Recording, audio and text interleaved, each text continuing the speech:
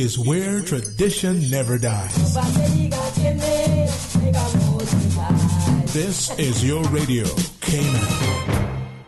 For the Record is brought to you by Fidelity Bank. For all your banking and pension needs, call or visit a Fidelity branch today. Vamped Motors, the only authorized Ford and Toyota dealerships serving the Cayman Islands. And Cayman Pharmacy Group, with locations in West Base and professional pharmacy at CTMH Doctors Hospital. The Cayman Pharmacy Group has a location for you just around the corner. And Seaboard Marine. With over 35 shipping ports, find your shipping solution by calling Seaboard Marine at 949-4977.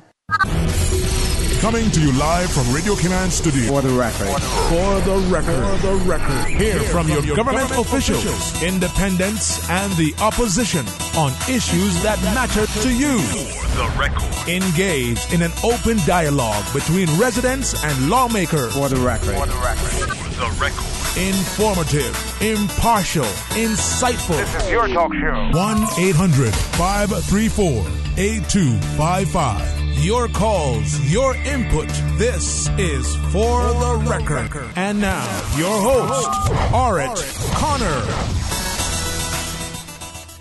Good morning and welcome to For the Record. Today is Friday, the 26th day of October 2018. I trust that everyone had a peaceful, enjoyable evening and that your Friday will be as good as you want it to be. I want to thank you, our listening and viewing audience, for allowing Radio Cayman and by extension For the Record into your homes, into your vehicles, as you traverse the busy roads of the Cayman Islands, into your places of work, whether it be an office cubicle or if you're working in the outdoors.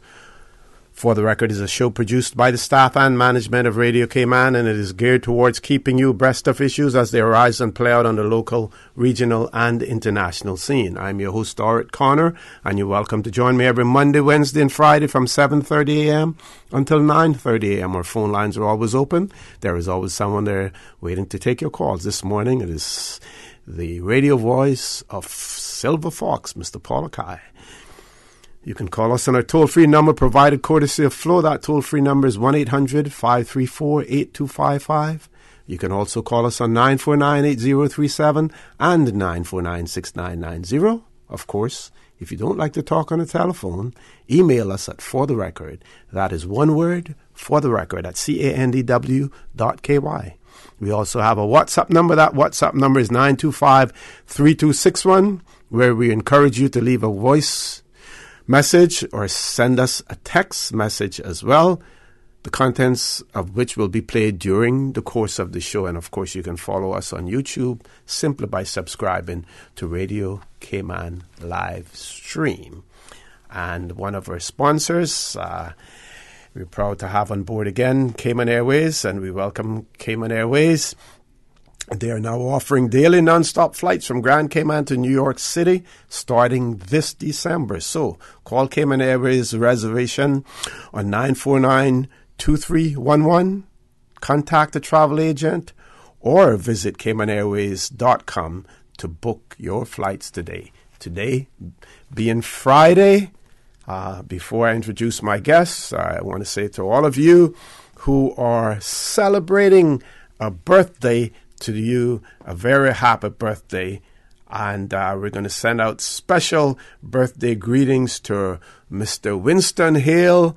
He's the executive director of the Cayman Islands Scouts Association, and you would have heard him with me on the Business Buzz last week as well. So to Mr. Winston, we say happy birthday, and I know that all of the scout leaders and the scouters, the beavers, the cubs, everybody will want to wish Mr. Hale a happy birthday today as well. And like I said, to those of you, all of you who are celebrating a birthday today, a very, very happy birthday, and may you live to see many, many more as well. Today, being Friday, it is the day that has been reserved for the official opposition to appear on For the Record, and it is my pleasure to have in the studio with me this morning none other than the leader of the opposition, the Honorable D. Ezard Miller. Mr. Miller, good morning, sir. Welcome back to For the Record.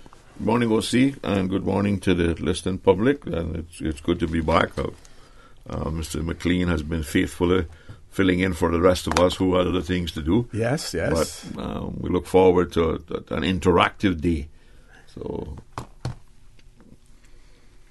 we certainly look forward to that as well. First of all, I want you to tell us what's happening in the Public Accounts Committee. I think you've been meeting. What has been happening there? Well, we had two public hearings on Wednesday. We dealt with government's manpower projections and manpower planning, and it was a good session. We managed to drill down a little bit in some of the issues that had been identified by the Auditor General. One of the things that we're always very concerned about is the whole area of success and planning in the civil service, particularly for Caymanians in the service. And it still appears that we really don't have any real succession planning. And let me explain that, so that not that I don't believe that efforts are being made. Yes. But the big hurdle seems to be Section 41.4 and Section 20 of the Public Service Management Law, and Section 25 of the regulations under that law, and I think it is 26(1)(b), which requires positions to be advertised, right? Mm-hmm. So what happens is that, which we believe contradicts the whole notion of succession planning. If you have, let's take a chief officer level, and you have, or a department head, you have a deputy who acts for that position and acts successfully. The performance is up to standard, and he not only acts once, but he continues to act whenever necessary. Mm-hmm. When that position becomes vacant, then, right, the succession planning, because of these two sections in the law, does not allow that person to immediately transition to the chief officer. There has to be an internal advertisement at least to allow other senior civil servants to compete.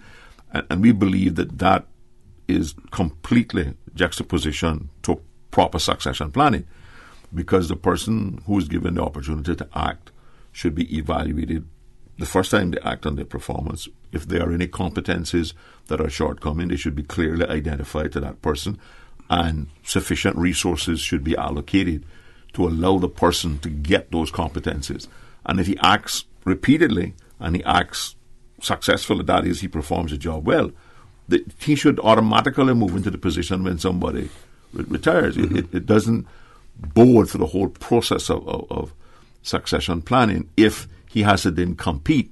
And oftentimes, he's not only just competing with people within the service, but one of those sections says it must be advertised externally. So he is, having done the job successfully and acting, he's then required to compete with the whole world to get a position, which we think is wrong. And one of the things that we are going to recommend is that those sections of the law be either repealed, or there be a caveat that when a person who is active in a position does so successfully and the performance standards are up to par and they've demonstrated all the competences for the position, the deputy governor or the governor himself or herself can override that provision in the bill, because we don't want to eliminate it altogether. Might not be a good choice, because it will not clearly allow for cross competition, particularly in cases where the person who is being groomed is not performing successfully. Mm-hmm. Because we don't believe that you should just get it because you happen to be in a position. Precisely. You should have, but again, we need to get to a position where the competencies and the performance are clear to the person who's aspiring to the position, and assistance is being given where necessary to get the proper training. And then the other thing is that the civil service, because of some of the FFRs and all of the austerity measures, which I've always said were never necessary, but the fact is that the civil service were forced to endure those things, and they're now in a recovery mode, right? They've been spending a lot of time managing the fires that spring up in order to continue to provide a service. Mm-hmm. And there's probably not enough strategic development of the human resources in the civil service and planning for future requirements. So, but I think it was a successful set. And then yesterday, we had the financial secretary, who's now the chief officer in the Ministry of Finance and Development, and they did a fantastic job. And you know, people, the unfortunate thing I will say is that when civil servants mess up, everybody jumps on them, right? Even when they perform mediocrity, people still jump on them. But when we excel, we just kind of take it for granted. And having been involved in public accounts now for most of the time since 2009, when we didn't even have accounts, right? The distance and the improvements that the civil service has accomplished over that period of time, and I you remember that at one point I had them all down to the LA and threatened to carry them all to court if they didn't get their accounts done. But they responded, and they responded positively, right? So that we are at a situation now where all of the various entities in government submitted their accounts to be audited on time, with the exception of one, right? Coming from a position in less than 10 years. And people may say, well, that's a long time, you know. But in the government circles and having to make the kinds of changes and improvements, that's not a long time. To where we have that kind of success today, and the Ministry of Finance and Development really did a good job this last year on their accounts, and because what we're trying to get them to now is where we comply with the PMFL law, in that the entities table a report to which the audited accounts are attached, not just tabling the audited accounts. Yes. So that was a very, very productive session. A couple of things came out that are disturbing. One is the process of public tendering. You and the public will be aware that we passed with a lot of fanfare a new procurement law last year, which I believe came into effect the 1st of May this year, which replaced the whole Central Tenders Committee and is a whole new regime for public tendering and the way that tenders are evaluated. But we have a situation where the procurement committee has not been appointed, right? So we have this, in my view, untenable situation where the CTC no longer exists, and we haven't replaced it with the procurement committee. Yeah. So the question remains: who is now arbitrating and making the decision on these huge projects that we're talking about doing, right? In the absence of the procurement committee being established, and we were told that, unfortunately, because the committee has not been established, senior civil servants are having to take on the role, which is... Can the legality of their decisions be questioned? I would think that they are. And this is one of our concerns, is that we believe that is unlawful. I don't recall a section in the procurement committee that even allows, normally there's a transition period that allows a CTC to continue to function legally until the procurement committee is established. And remember now, like I said, we passed a law in 2017. It didn't come into effect until the 1st of May. And I can tell you and the public that when I was asked by the governor in March to nominate somebody, and the structure for the committee is the leader of opposition is allowed to recommend one person, and that is on the advice of. So that means the governor is duty bound to appoint the person that I recommend, precisely, as opposed to being in consultation with, where he would say, well, Mr. Miller, I'm looking at these 3 people, which do you think you would like, and I can make a recommendation, but he can doesn't ignore have to follow it. Yes. Right. The governor appoints 3 people, and the premier recommends 4 people. So we're having a situation now where the senior civil servants, in order to keep the government functioning, right, is making decisions that I don't believe and I'm concerned that they don't necessarily have the legal authority to do so. So what happens if an unsuccessful bidder decides to challenge the process? Right. Yes. And there's no excuse for this kind of thing because, like I said, we passed a law. I think it was in the June session or early in 2017. So there was almost a year, right? And the whole reason we now introduced, which I don't agree with, by the way, this clause 2 in all of our laws now is that the Parliament approves a law, but it doesn't come into effect until the Cabinet decides the date.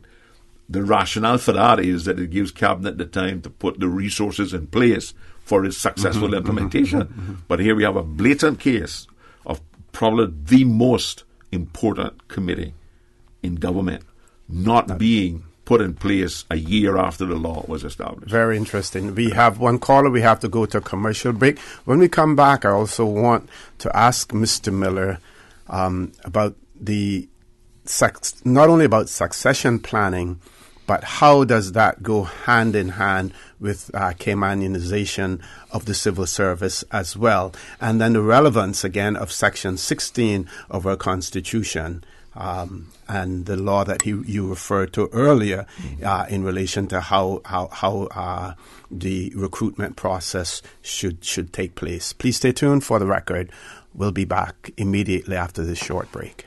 The Cayman Islands boasts of a long, colorful, and rich history. In tribute to our roots, Radio Cayman, the voice of the Cayman Islands, is pleased to bring you the historical vignette series, sponsored by Cayman National Bank. Visit Cayman National Bank today for all of your financial needs. The Cayman Islands, he hath founded it upon the seas. Captain Thomas William Farrington, CBE, JP, 1900 through 1978. Captain Willie was the first Caymanian to be made a commander of the British Empire. He was also one of the first people elected to the Executive Council after the country's first constitution in 1959. He represented West Bay in the Assembly continuously for 55 years, a record unsurpassed by any politician in the Cayman Islands history. In the late 1940s, Captain Willie was sent by the Presbyterian Church to Jamaica to persuade the Synod Council to support the establishment of a high school in Cayman. That high school is now John Gray High School. Once his father retired, Captain Willie took over the family merchandise and shipping business. For more than 10 years after World War II, he provided the only regular freight service between Grand Cayman and Tampa. He was the founder of Cayman International Airways and served for many years on the Cayman Islands Cooperation and the Air Transport Licensing Authority. He was a Justice of the Peace, law agent, notary public, church elder, Sunday school teacher, and civic leader. He married Myrtle Ebanks in 1924, and the couple raised 4 children. Radio Cayman's historical facts vignettes are proudly brought to you by Cayman National, with branches on all 3 Cayman Islands. Visit Cayman National Bank today for all of your financial needs. Cayman National would like to remind our customers to activate their new chip cards as soon as possible. All cards were mailed out, and we urge customers to check their mailbox regularly for their new card. Once received, please visit any of our 23 ATMs to activate your card. Doing a simple balance inquiry, which is free of charge, will activate your card. If you do not have a PIN or have forgotten your PIN, please visit one of our 7 customer service centers to PIN your card. Thank you for banking with us at Cayman National Bank. You remember the sale at Vamped Motors? Yeah, the Your Sale, Your Choice. The one where you can get cash back or can put the savings to extend the warranty or upgrade features? Yes, it's still going on. But now you can get $8,000 off a new Ford Ranger truck. $8,000, you know? You for real? Come see for yourself while they still have so much to choose from now through October. Save big during Your Sale, Your Choice at Vamped Motors. With almost every vehicle on sale, you decide whether to get your dream ride at its lowest price. Take cash back. Add years to the warranty or service plan. Choose an add-on or mix your options. Your sale, your choice, because you know what you need, and Vamped Motors will help you drive it home. Vamped Motors on Walkers Road. Are you feeling sick but don't feel ill enough to go to the doctor? Ask your pharmacist for advice. Here at West Bay Pharmacy, our pharmacists have been trained to offer helpful, easy-to-understand advice on the treatment of everyday minor ailments for yourself and all the family. Anything from headaches, cough, and sore throat to cold sores, our pharmacists will know when medical help is needed and will not hesitate to refer you to your doctor if your symptoms demand it. Like doctors, our pharmacists have a professional code, which means all personal information you give them will be treated in the strictest confidence. Visit us today at West Bay Pharmacy, where we care about your health. At Seaboard Marine, customers often ask us questions about their shipments. Can you explain what a less than container load is for shipment and what your minimum charge is? Sure. A less than container load, or LCL, is any overseas shipment that does not require the full space of a container. At Seaboard, we have great rates for small packages. Just let us know the dimensions of your package and we'll help you out from there. Shipping shore to shore, Seaboard. A trip to New York City is the experience of a lifetime. Starting this December, Cayman Airways will be offering daily non-stop flights from Grand Cayman to New York City. That's right, Cayman Airways is going daily to New York City starting this December. Stroll through Central Park or take in the bright lights of Times Square. Enjoy a Broadway show or visit museums, the Empire State Building, and so much more. Whether you're visiting for business or pleasure, you'll fall in love with New York City. And daily non-stop flights from Grand Cayman aboard Cayman Airways starting this December. For details and to book, call Cayman Airways reservations at 949-2311. Contact a travel agent or visit CaymanAirways.com.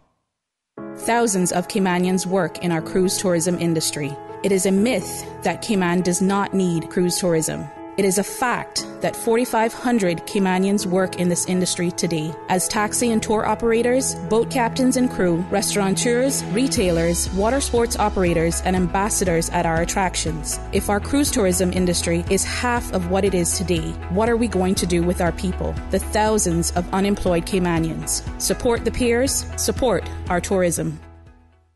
System 1 loaded. 1-800-534-8255. What is on your mind when it comes to the government, independence, and the opposition? Issues that matter to you. 1-800-534-8255. Waiting to hear from you. For the Record, with your host, Orett Connor. Good morning and welcome back to For the Record. We're going straight to the phone lines. Caller, good morning. Welcome to For the Record. Thanks for being so patient. Good morning, caller. Hi, good morning. Morning, sir. How are you? Morning to you and your guests. I couldn't be better. You were asking a while ago the question about a law that is not being complied with. So what can be done about it? But the law has given us a long time ago in the Penal Code, Section 119 and Section 121, which covers exactly these situations when there is a requirement in a law and whoever is responsible to do that doesn't do it, then that is a violation under both of those sections of the Penal Code. Mm-hmm. But what it takes is for somebody, if the police are in charge of, might want to go ahead looking it up, Mr. O'Shea, on your computer there, because I know you're... You know what? You know the section? 102, 103. 119 and 121. You might want to read it for the public. Okay.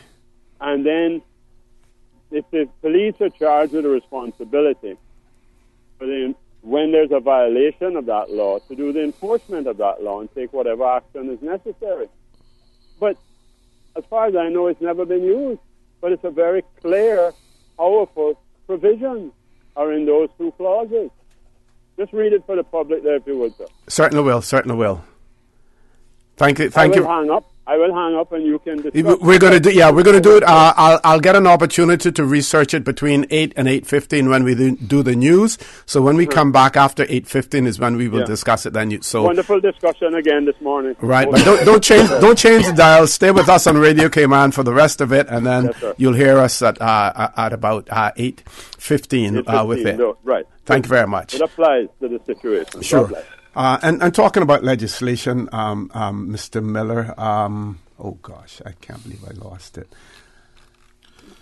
The call is right. I mean, I'm aware of that. The problem is that requires somebody in the public to go to the expense of probably bring in some kind of suit, or it requires a complaint to be made. Or lodging a complaint to the police. To the police, who then have to invest. Well, I don't know if it would be the police. It might be with the deputy governor or somebody who's responsible for because here is the dynamic. The police are out there to investigate crimes and whatnot. But one of the things that we managed to get the deputy governor to admit in Public Accounts Committee last year or the year before was that the responsibility for the implementation of legislation falls squarely on the civil service, right?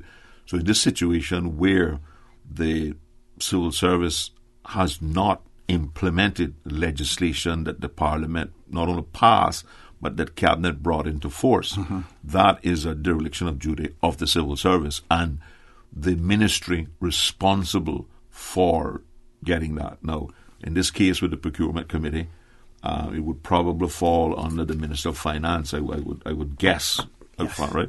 Yep. So what we need for somebody in there to do is to make a complaint to the deputy governor, but the only person who can bring prosecutions under our constitution is the director of public prosecutions, right? So that they would have to go to her, and she would have to make a judgment as to whether it was in the public interest, right, to take some kind of action to do that. So sometimes when these things are put in legislation, right, the difficulty I have with it sometimes is, particularly on the enforcement side, right, I don't believe our legislation is necessarily prescriptive enough, right, as to who is responsible for taking actions, particularly under the punitive situation, other than criminal acts, so to speak, right?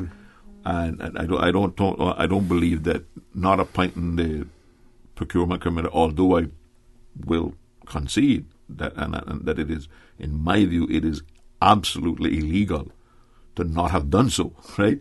But I don't know that it would fall under the criminal aspect of it. What we need is, I don't know, some of the mechanism in there that says when civil servants who fail to implement legislation, that needs to be done. And probably the place to address that is in the Public Management Committee. Okay. Public Management Law. We have one caller. Let's see if we can grab that caller before the 8 o'clock news. This way they don't have to wait through the news. Caller, good morning. Welcome to For the Record. Mr. Moderator, Mr. Leader of the Opposition, good morning, gentlemen. Good morning, sir. How are you? Good morning, sir.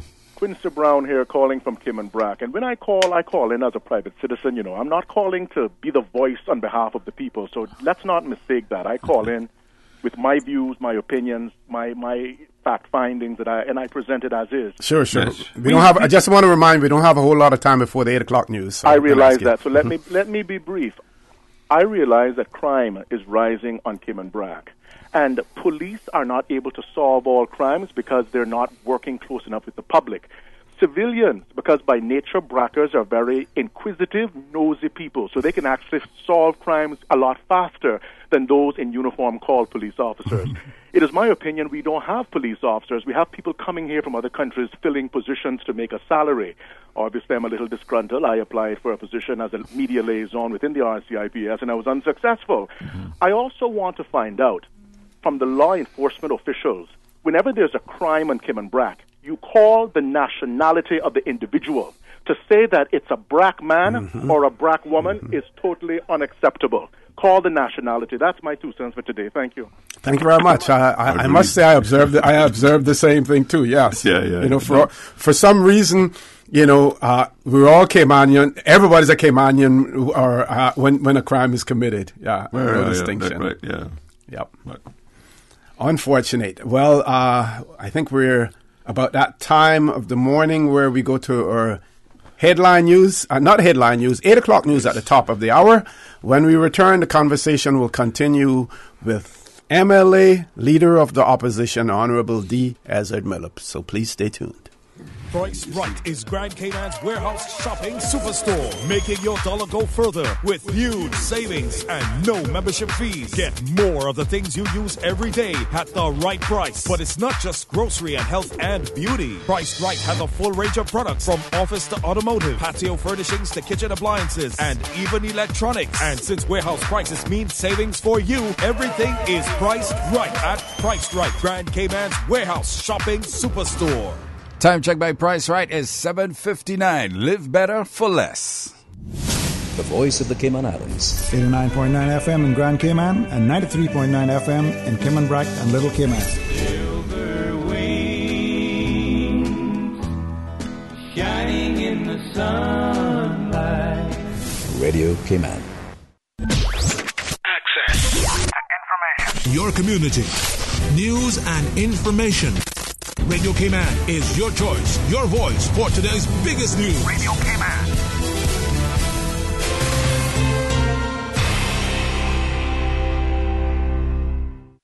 From Radio Cayman's newsroom, I'm Shanda Gallego with your latest news.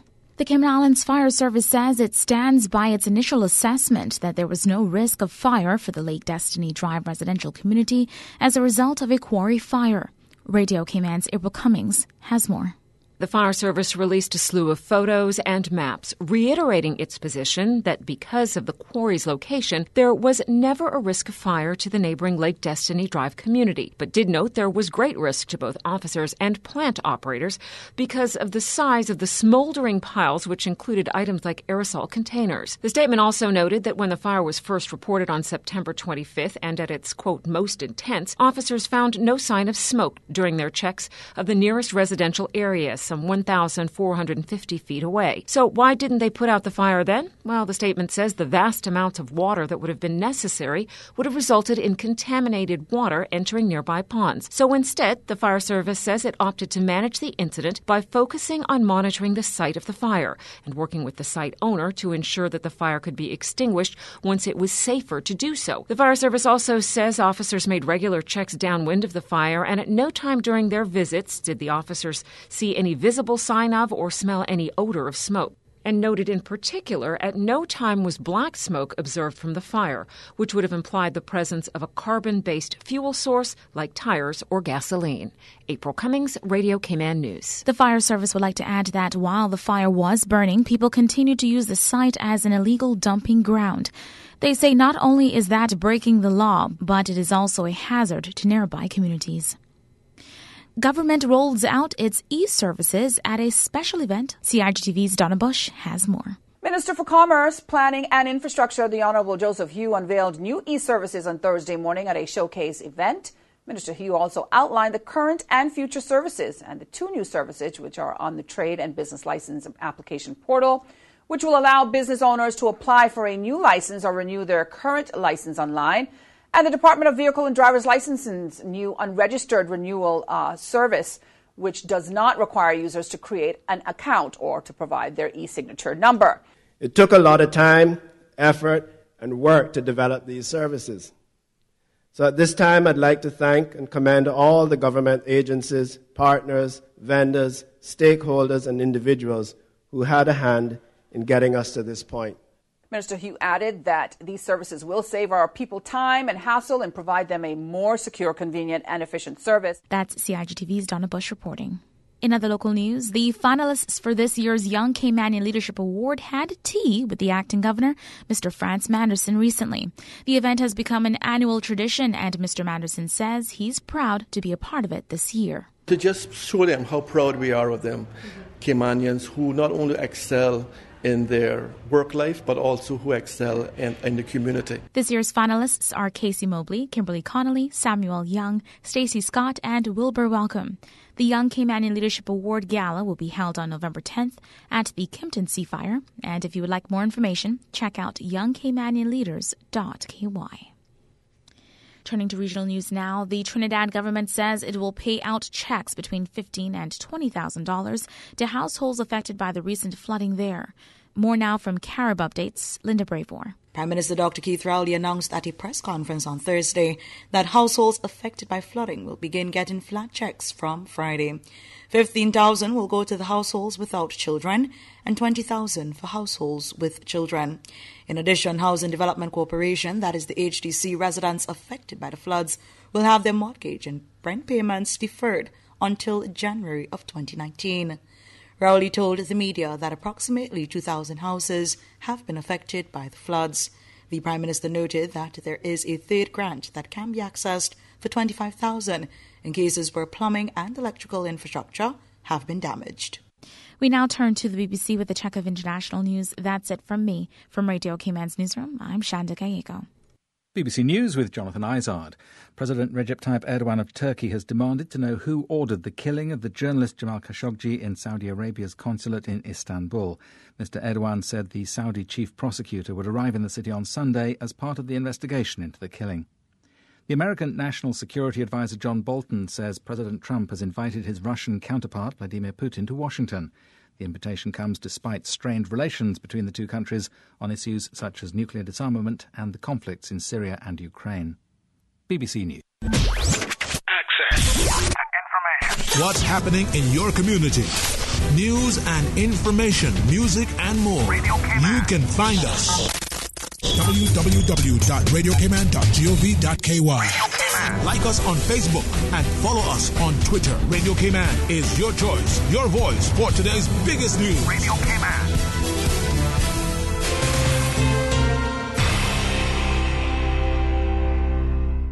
New stock has just arrived at Super Stitch. Now don't take my word for it. Drop by and see for yourself. Fresh off the boat, we have loads of fabric, vinyl upholstery fabric, fabric for cushions, outdoor fabrics, and dress fabric. That's not all. Super Stitch has sewing accessories and craft items. Included in the new shipment, you will find sheets, comforters, throw pillows, bath mats, rugs, and curtains for every room in your home. Super Stitch, 39 Pasadora Place, Smith Road. Still offering the best price in town. Call 949-2833 or go to superstitch.com.ky. Did you know that you can download free hurricane preparedness brochures from the Water Authority's website? Visit us online at www.waterauthority.ky to learn more about how you can prevent damage and minimize danger in the event of a storm. Prepared, be aware, be safe. This hurricane preparedness tip is brought to you by Water Authority Cayman, suppliers of the world's most popular drink.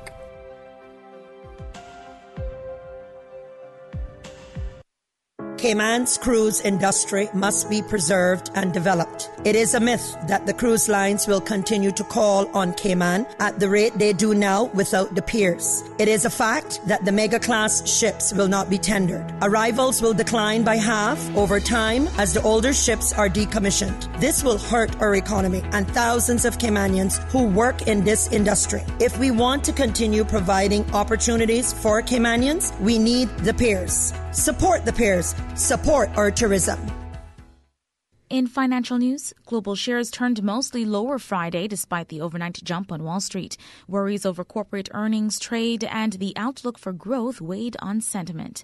Keeping score, France CAC 40 shed 2.5% in early trading to 4,909, while Germany's DAX slipped 2.1% to 11,070.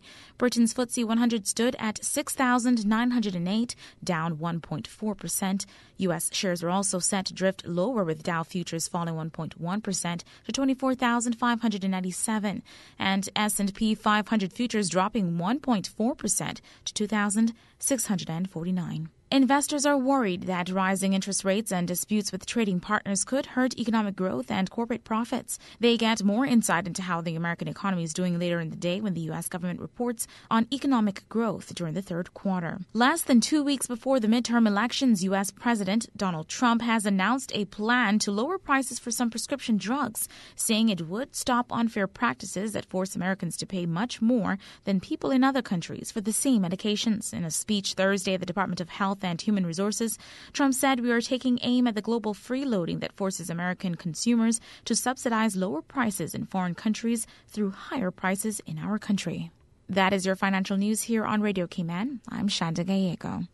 Held over by popular demand this Friday and Saturday only. It's a crazy 2-day sale only Friday and Saturday at International Lighting. Comforters for $100 and over reduced to just $55. All sizes. Rugs have been reduced from $400 to $225 and from $325 to $200. 2 crazy days, I tell you. International Lighting and Design upstairs and downstairs. Ed's Plaza, North Sunway. Open 8 a.m. to 6 p.m. Call 949-5141. And for outdoor shopping, stop by the entrance of the Bodentong Church of God Chapel Saturday from 6 a.m. to 6 p.m. and enjoy those same crazy discounts. Spend $25 or more and be entered in the drawing for a chance to win a round-trip ticket to Denver, Atlanta, New York, Chicago, Miami, Jamaica, or Honduras. Drawing will take place on Friday, December 22nd. From happy beginnings to happy ever after, Brit K protects your lifestyle with the best insurance cover at the best possible price. Health insurance with far-reaching benefits. 95% of claims settled in 5 days. Low-cost life insurance. And investments. Security in retirement. With a custodian pension plan. For happy beginnings and a happy ever after, visit BritK.ky or call 949-8699. BritK, where people come first. Excuse me, I noticed you from afar. Really? Me? Well, not you. The KFC sandwich you're eating? Oh, Zinger. Sorry, I'm not trying to be funny. No, it's called the Zinger Sandwich. Crunchy, juicy, 100% chicken breast, crisp lettuce, sweet mayo on a seeded bun with a little zing. KFC's chicken is not factory breaded, frozen and refried like the Burger Boys. Customize your KFC Zinger and dip it in barbecue sauce. Wow, now I'm starting to notice you too. KFC, it's finger-licking good. Your weather update after 8 is brought to you by Brand Source Home Gallery, creating elegant bathrooms with European-style fixtures and fittings. Good morning, Cayman. Let's take a look at your latest weather, courtesy of our friends at Brand Source. Present temperature 77 degrees Fahrenheit, but it feels like 84. Relative humidity now 94%. Winds are calm. Barometric pressure holding at 29.88 and holding. Synopsis for this morning: light winds and slight seas will continue across the Cayman area for the next 24 hours due to a weak pressure gradient across the northwest Caribbean. And radar images show isolated showers over the Cayman area moving southwest. Forecast for today: mainly sunny skies with a 20% chance of showers. Temperatures will rise to the upper 80s. Winds will be light and variable. Seas will be smooth to slight with wave heights of less than 2 feet. Later on tonight, mainly fair skies with a 20% chance of showers. Temperatures will fall to the upper 70s. Winds will be light and variable. Seas will be smooth to slight with wave heights of less than 2 feet. High tide is coming up at 10:36 this morning. It's going to be low at 4:30 p.m. and high at 9:57 tonight. For tomorrow, Saturday, low tide is at 4:33 a.m., high at 11:23 a.m., low at 5:23 p.m., and high at 10:45 p.m. Sunset this Friday evening is at 5:53. Sunrise for Saturday morning at 6:25. And the outlook is for similar conditions through Sunday evening. Your weather update after 8 is brought to you by Brand Source Home Gallery, creating elegant bathrooms with European-style fixtures and fittings. Brand Source Home Gallery is celebrating 48 years serving Cayman with a 20% store-wide anniversary sale. Get 20% off everything for 2 days only, Friday and Saturday, October 26th and 27th. Choose from Cayman's largest range of kitchen and laundry appliances. Browse the huge mattress selection and save 40% off. Check out the Design Center and save 20% on your custom-designed kitchen, bathrooms, or closets. And browse the beautiful bath showroom for the most elegant and innovative bath products in Cayman. The Brand Source 20% off store-wide anniversary sale is Friday and Saturday, the 26th and 27th. Open until 6 p.m. both days. So hurry in now to Brand Source Home Gallery in Industrial Park. Call 623-5000 for more details. Good morning, Cayman. Traffic conditions starting off course with West Bay Road. You got a heavy movement of traffic along that way going into Georgetown. Expect some slight delays, but once you get inside, streets of Georgetown are very much clear. Godfrey Nixon Way, Eastern Avenue, Shedden Road, Edward Street. Heading along North Church Street, South Church Street. Of course, look out for pedestrians, tourist friends who are visiting these beautiful shores. And of course, looking further east, traffic is moving along good. Lidford Pearson Highway, got a heavy flow of traffic. A little bit of buildup of traffic along Shamrock Road just outside of Kingsport Center. Crew Road, very much busy. Just gotta buckle up and stay safe and enjoy the ride. Got your latest sport report and getting back into For the Record. At Kirk's Home Center, we can make your life much better. We got it all together. We got a great deal in store for you. This October at Kirk Home Center, get grilling with a smokeless grill for $56.49. Save on power tools with Milwaukee's 2-tool combo kits, complete with contractor bags, starting at $235.59. Hang fresh pressed clothes or dry clothes on a garment rack for $27.99 and store away items in an 18-gallon storage tote for $9.69. Kirk's Home Center, we got a great deal in store for you. In local sports, school children will get the opportunity to box. The Cayman Islands Boxing Association is bringing the sport of boxing to the schools around Cayman. The national boxing coach, Stuart O'Connor, says they've recently changed their program at the gym to focus more on school boxing. It's a case of now we're opening up a lot more opportunities for school children. We're developing a school plan now as well, so we're going to be going to a lot of the different high schools and hopefully a few primary schools to deliver boxing sessions. Therefore, we'll be able to reward the children with a bronze for one term, silver for the second term and a gold for the final term, just to give them a little bit of fun really, and also teach them the non-contact elements of the sport. And then from there we're running after schools club, which we're currently doing already and having good numbers on a Monday, Tuesday, Wednesday, Thursday from 4 till 5. And then following that we're also running in evening classes for competitive boxers from 6:30 until 8 o'clock. So it's all slowly coming together, and it's ideal for us really, and we can start to see those changes are starting to pay off. That's national boxing coach Stuart O'Connor. In other local sports, Cayman's youth swimmer Jordan Crooks will add to the Caribbean flavour at the 3-day Dean Martin Memorial Swim Meet at the National Aquatic Centre in Kingston, Jamaica, starting today. Crooks, who represented the Cayman Islands at the recent Youth Olympics Games in the 50 and 100 meters freestyle, says he plans to use what he learned at the Games during his swim. Youth Olympic Games was a great experience. I got personal best in both events, and I was really satisfied with my results. And going into this meet, I just hope to get some PBs in all my races. And for the rest of the season, it's just hard work and training to get prepared for next year Carifta. That's Jordan Crooks speaking there. Trinidad and Tobago's Zarek Wilson will also be representing his club, Blue Dolphins, at the meet. That is your latest in sports here on Radio Cayman. I'm Shanda Gallego. Initiating system. For information that matters. For the Record with Orett Connor continues right now on Radio Cayman. Good morning and welcome back to For the Record. In the studio with me this morning, Leader of the Opposition, Honorable D. Ezard Miller. We promised caller before we went to the commercial break before we went to our 8 o'clock news, that we would look at section 119 and 121 of the Penal Code. So I have to hear the Penal Code 2017 revision. And Mr. Miller, we're going to look at this. We're not going to be jailhouse lawyers. I guess we're going to be studio lawyers this morning and see how we can dissect this and critique it as well. 119 says a person who, being employed in the public service, willfully neglects to perform any duty which he is lawfully bound to perform, provided that the discharge of such duty is not attended with greater danger than a man of ordinary firmness and activity may be expected to encounter, commits an offense. So if he willfully neglects to perform any duty which he is lawfully bound to perform, he is guilty, he commits an offense.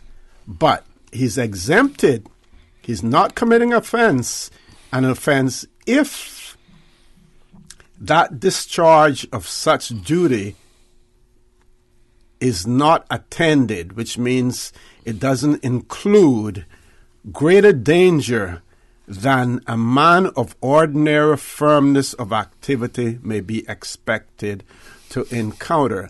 So, if you were to use it, for instance, and you compared swimmers, an ordinary swimmer as opposed to an Olympic swimmer, you would say we won't compare the Olympic swimmer with the ordinary swimmer because that person can perform at a higher level.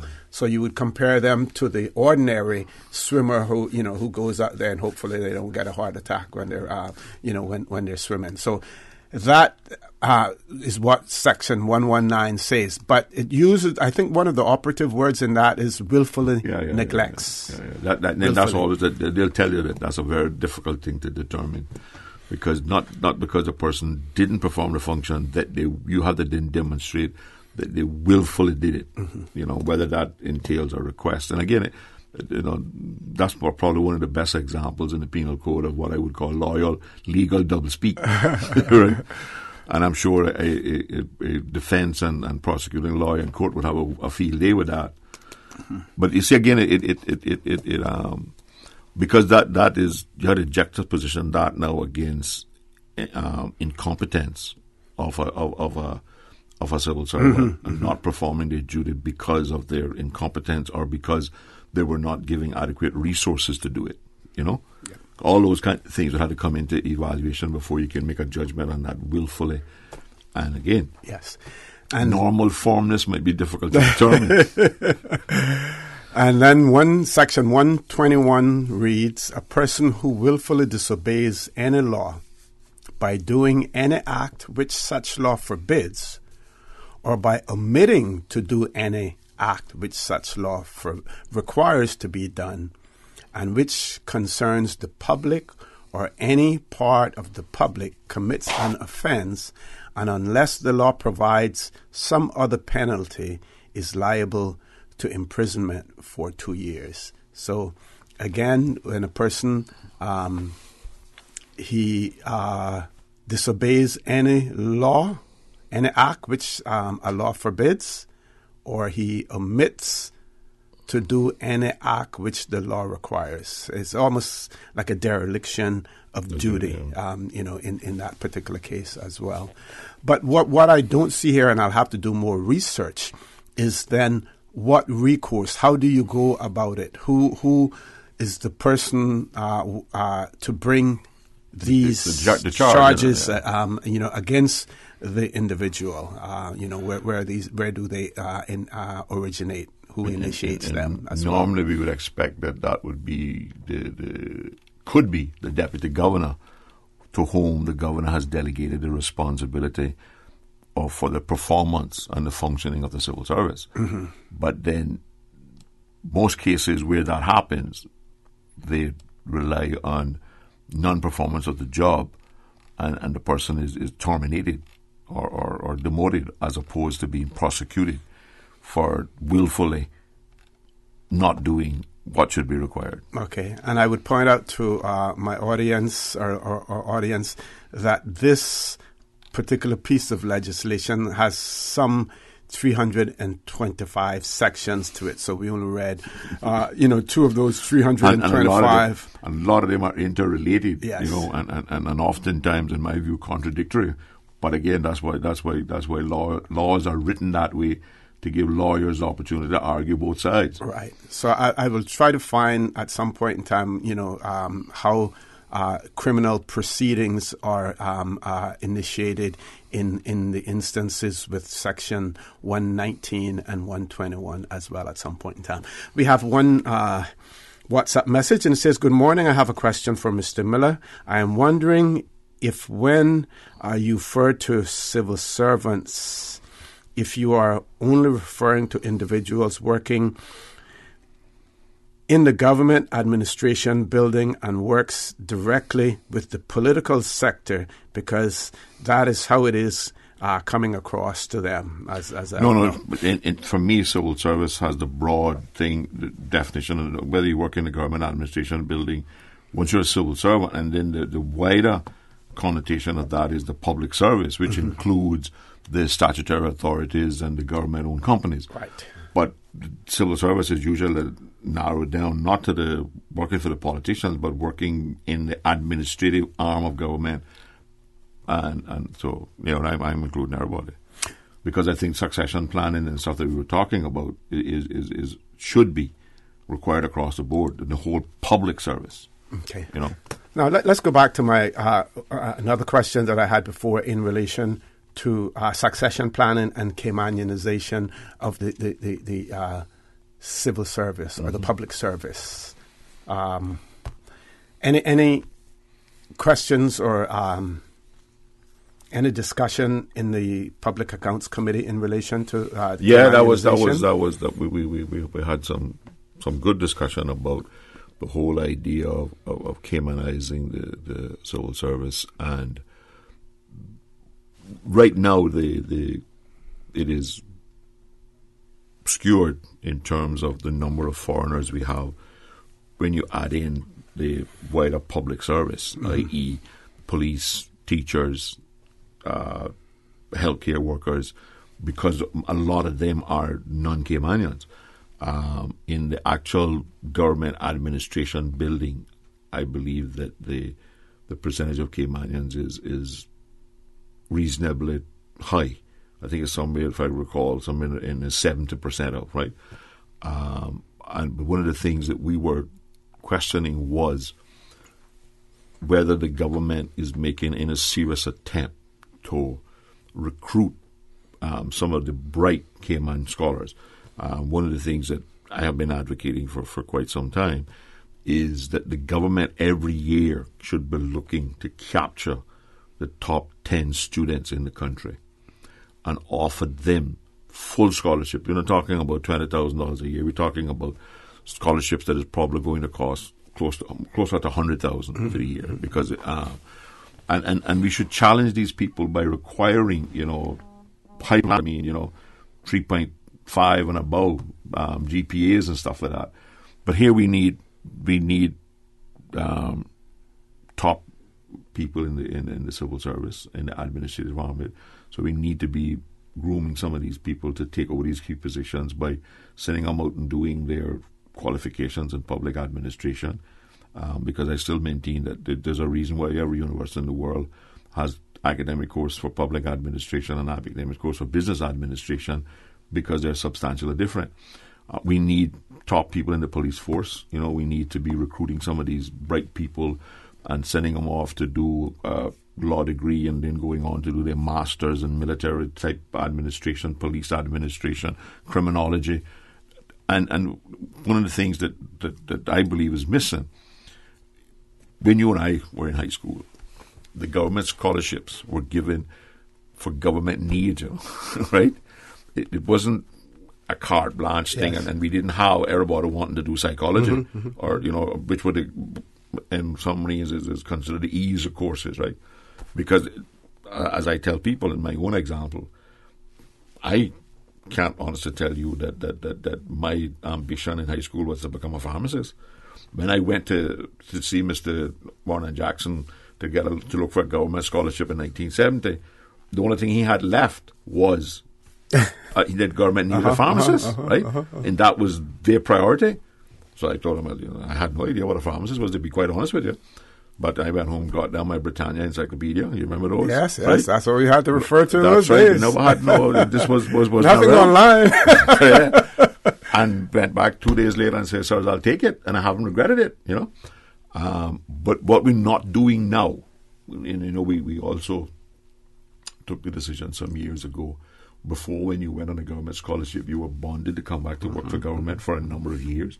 And if a private sector person wanted you to hire you, they had to pay off the government bond. We got rid of that and said, well, we're not bonding anybody. We just want you to come back and work in the country. I think in terms of the development of people and training and educating people for the civil service, that was a mistake. And also for Caymanians, because we were guaranteed a job when we came back. Right, I didn't have to worry about when I came back with my qualifications whether I would get a job or not. Yeah. The government required me to work for them for 6 years on a 3-year scholarship. And we allowed some of the good talent then to go out to the private sector as a result of that. That policy. And you got that experience. And after I put in my 6 years, I went and hung up my own shingle and went into the medical business, and then did okay. What I think when part of this whole manpower planning and requirement exercise, I would like to see the government place more emphasis on recruiting young, bright Caymanians and training them for specific purposes. a lot of us talk about we'd like to see Cayman do some of the things that Singapore did. That was what Levan Clue did down there. He went around to the higher schools and got the best and sent them off. I mean, they came back, they went into the positions. And in the UK, they had this thing about fast tracking as well. You fast track them also. But we can't, police is a good example. I believe that one of the deterrents for Cayman and joining the police force is the low bar required for training. When you go to talk to reasonably intellectual Caymanians about a career in the police force, and you tell them, well, the training is only 3 months at Governor Square in one little classroom, and they kind of look like, well, I got 5, 6 whatever. That's not what I'm looking for. I'm looking to go off island and get proper training. And again, we need to look at some of these police academies that exist, and whether we want to try and do what we did with nursing, which I believe has been a good program at UCCI, to put it into UCCI. My first choice would be to start sending people to establish and internationally recognize training schools for 2-3 years. Whether we send them to the FBI or the Scotland Yard or whatever, but they do their undergraduate work and then they go on to specialize, so we can have people coming back. But they need to be trained for specific purposes, and they should have to come back and work for the government. We have one caller. Let's go to the phone lines. Caller, good morning. Welcome to For the Record. Good morning, gentlemen. Good morning. How are you, sir? I'm fine. Good morning, Mr. Miller, the leader of the opposition. Morning, sir. I was going to get to section 116, but... those sections, sir, are dealing with criminal liability. Oh, okay. Those sections, once you breach those sections, it's no longer an administrative matter. And if you notice what is willfully neglect, that means it's not an objective test. Okay. It is done by you, but you have to show that you had the mens rea to do it. Willfully did it. So it's a subjective test, which is hard to prove. And once the whatever department head or whatever department believes that has been done by some civil servant, they will send the files to the DPP office to prosecute, because it then becomes a criminal matter. Okay. In England, other places, the Attorney General are the ones that enforce the law. But here we have a separation. And you remember the famous Attorney General's case in England, where they refused to send the mail to South Africa, and the Attorney General refused to chastise to criminally chastise the post office for breaking the law, and the complainant went to Lord Denning in the Court of Appeal, who was master of the rolls, and he sent a warrant for him. And that case wound up into the High Court, the highest court in England, and the highest court in England said the Attorney General said that the court in England had no right over him because he was the Attorney General, and then he wore two hats. He was also a member of the cabinet. Okay. And therefore, the court had no jurisdiction. So, Doc, in our case, then, who would initiate any such action in relation to Section 119 and 121? Well. I think what you or Mr. Miller said, since the deputy governor is in charge of the civil service, the complaint would come from him. That the civil servant was in breach of that section, and then would send the files to the DPP's office for prosecution. But is the DPP that would deal with it? Now, as Mr. Miller said, some of these laws are written so that you can argue ad infinitum. And of course, to say willful neglect, I mean, you got to prove that the man's mind, that he... And then you'll probably have to introduce motive after you've proved willful. Exactly, because the mens rea is something that's hard to prove in criminal matters. Or the actus rea is okay, because once the act is done, you can say he did it. But then you have to prove that he willfully set out to do so, and that is high very bar. hard to, Yes, the high bar to overcome. So, but I haven't seen either one of these sections become a an argument into the court. No, You know, because I believe that the deputy governor opts for the disciplinary action of malperformance or misfeasance of office, and then they just simply dismiss the person for non-performance, as opposed to taking the criminal route. Yes, and I wonder that if you look at the case again where we spent all that money. You know, Tempura. Tempura. Where some people would not have been prosecuted for what they did. You know? Yeah. For what they did. You know, like when they arrested the judge and all that sort of stuff and things like that. That should have been a prosecution against them, because that you know, and that was sort of admitted when they went off and paid all the money. Yeah. You see? So very interesting. Very interesting. Thank you very much. Thanks for your call. It's always helpful, sir. Thank you very much. I just want to ask Mr. Miller. Sure. What is the opposition doing about Section 117 and Section 119? Because those are the only two sections of the Constitution where the institutions to support democracy has not been brought in, and every other section, or the other five institutions to protect democracy are already brought in. But the ones that hold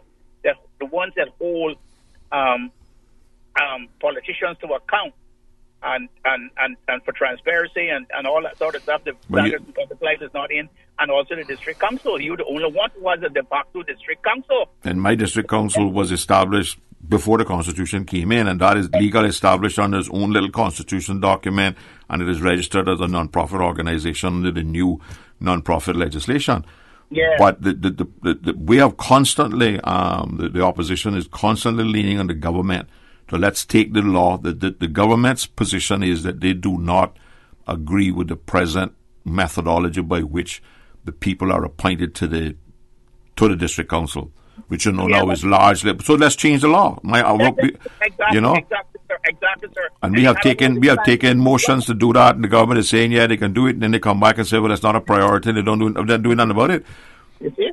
But it is because if they had that, and I'm sure that you know what the people in Northside feels about, for instance, the dock.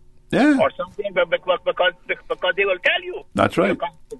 But you wouldn't have to go for this referendum thing, because you would know what they feel. Yeah. And so it's a derelict of duty, and it's a breach.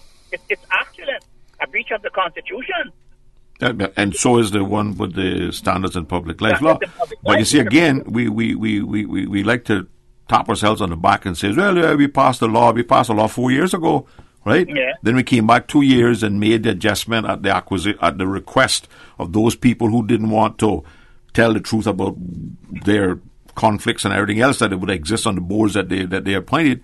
And my position is simple. If you don't want to comply with the legislation, which is drafted to be a good piece of legislation and requires certain declarations, then just don't accept the appointment to the board. Exactly. The fact that you're arguing about what you should have to disclose tells me that you're on the board for the wrong purposes in the first place. Exactly, and it puts us into a contradictory position, because here we are holding the British government into account for legislation that they want to put into use, and we're not even abiding by our own Constitution. Right, and then we seek advancement. Then we want to seek advancement. Yeah, I was speaking to the OC off here and said, I've started to draft a letter to Lord Ahmed to ask him to intervene in the commencement of the standards and public health legislation. Exactly. But on the other hand, I can't, I'm not so sure that I want to do that, because I don't want them making laws for us up there. But here I am saying we don't want that, but because our government can't have his cake and eat it too. Right? I'm turning around and asking him to do exactly what I don't want him to do. Right? Exactly. And I shouldn't have to do that. So I can promise you that one of the first things that I will be discussing with the governor as soon as possible after he's sworn in next week, Monday at 3:00, is when is the standard, because he has the authority, I believe, and you can probably correct me if I'm wrong, under our Constitution to bring the law into effect in the absence of cabinet taking action. He does have that power to do that. Doctor, I'm going to have to ask you to leave us there. We've gone way past our commercial break, so I'm going to have to give Paul an opportunity to fill in two slots. We'll talk some more about the way we can get it brought in. Okay. Dr. Macfield, thank you very much for calling, sir. Thank you very much, Doc. Folks, please stay tuned for the record. We'll be back shortly. Customers often ask us questions about their shipments. Hi, I'm thinking of buying a car from the States. Which port do you ship out of? Hi, we ship out of Miami, Houston, and Brooklyn. Just let us know your port of choice and we can provide you with a quotation and answer any questions you may have on insuring and protecting your vehicle during its journey. Shipping shore to shore, You remember the sale at Vant Motors? Yeah, the Your Sale, Your Choice, the one where you can get cash back or can put the savings to extend the warranty or upgrade features? Yes, it's still going on, but now you can get $8,000 off a new Ford Ranger truck. $8,000, you know? You for real? Come see for yourself while they still have so much to choose from now through October. Save big during Your Sale, Your Choice at Vant Motors. With almost every vehicle on sale, you decide whether to get your dream ride at its lowest price. Take cash back, add years to the warranty or service plan. Choose an add-on or mix your options. Your sale, your choice, because you know what you need, and Vant Motors will help you drive it home. Vant Motors on Walker's Road. Sometimes things just don't go as planned. That's why you need Contractors All Risk Insurance from Fidelity Insurance Brokers. Ensure you're covered in the event of property damage and third-party injury or damage claims during your construction projects. And with Fidelity Insurance Brokers, you can be sure you are getting competitive pricing and superior customer service. Call us today for a free quote. Fidelity, we're good for you. Cayman Kind is the Cayman experience. We work at the Cayman Craft Market. It is a myth that we do not need the cruise ship industry. It is a fact that when there are no ships in port, we do not earn a living. We depend on the cruise industry, and if it was to reduce by half, many others just like us would suffer immensely. We want to work and provide for our families. We need the pier. Support the piers. Support our tourism. The Cayman Pharmacy Group provides you with more than just prescriptions. We strive to make your health our concern. We recognize the complexities of pharmaceuticals and the need to personalize your care. That is why we offer personalized one-on-one counseling. Our pharmacists are here to assist you with questions you may have about your health and the medications you've been prescribed. With West Bay Pharmacy and CTMH Doctors Hospital Pharmacy, the Cayman Pharmacy Group has a location for you just around the corner. We care about your health. System 1 loaded. 1-800-534-8255. What is on your mind when it comes to the government, independence, and the opposition? Issues that matter to you. 1-800-534-8255. Waiting to hear from you. For the record, with your host, Orett Connor. Good morning and welcome back to For the Record. Paul, do we go now until top of the hour before, or you need to take a commercial break in between again? You need to take another one at some point before 9. Okay, we'll do. Another WhatsApp message says, good morning again. I have another input in regards to empowering the empowerment of civil servants. What are your thoughts in allowing civil servants the opportunity to have a leave of absence to get advanced training in the sector that they are working in, the areas they are working in, instead of relying on foreign entities or persons to fill vacancies when they arise? No, listen, I support civil servants being granted time off on pay to improve. But one of the things that we need to do in the civil service, and I believe that in fairness to the portfolio civil service, they are attempting to get there. But we should know what are the competencies required for every single job in the civil service. Competencies should be part of the job description. So if you are a middle manager in the civil service and you aspire to move to a department head or from a department head to an assistant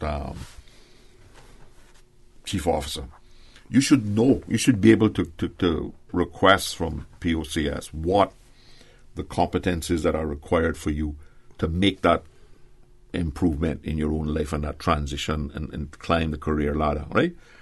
And the government should be willing to provide you with the opportunity to get those competencies, particularly if you are a good employee, right?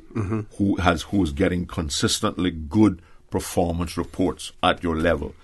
You know, remember the old Peter principle? One of the things that happens in management is people rise to their level of incompetence. The reason they do that is because we do not assist them and give them the opportunity to continue to get competencies so that they never reach their level of incompetence. That's the alternative to that. And we need to do a lot more of that. I mean, I know they have things like the Civil Service College and people can do it.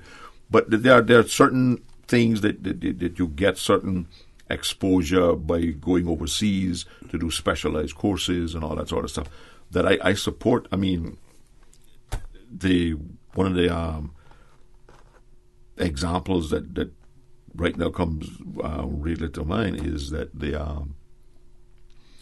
I with the assistance of Dr. Ebanks and Dr. Solomon, when they were on the medical council, we developed a program where Caymanians could become licensed dental assistants, right?